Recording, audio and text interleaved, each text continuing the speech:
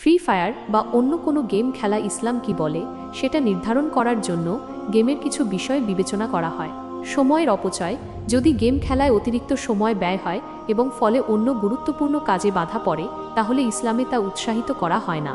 নেশা, যদি গেম খেলা নেশার মতো হয়ে পড়ে এবং ব্যক্তির দৈনন্দিন জীবনকে প্রভাবিত করে, তাহলে তা ইসলামের দৃষ্টিতে অনুচিত। বিষয়বস্তু, গেমের বিষয়বস্তু যদি হিংস্র, অশ্লীল বা অশ্লীল হয়ে থাকে, তাহলে তা ইসলামের শিক্ষার পরিপন্থী।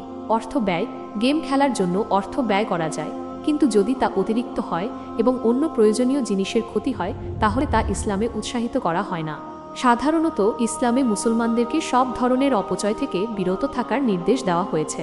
গেম খেলাও একটি ধরনের বিনোদন, যদি এটি মিতব্যয়ীভাবে এবং সময়ের সীমা মেনে করা হয় এবং গেমের বিষয়বস্তু ইসলামের শিক্ষার সঙ্গে সামঞ্জস্যপূর্ণ হয়, তাহলে তাতে কোনো সমস্যা নেই। তবে যদি গেম খেলা ব্যক্তির ব্যক্তিগত জীবন, সামাজিক জীবন বা ধর্মীয় জীবনে কোনো ধরনের নেতিবাচক প্রভাব ফেলে, তাহলে তা থেকে বিরত থাকা উচিত।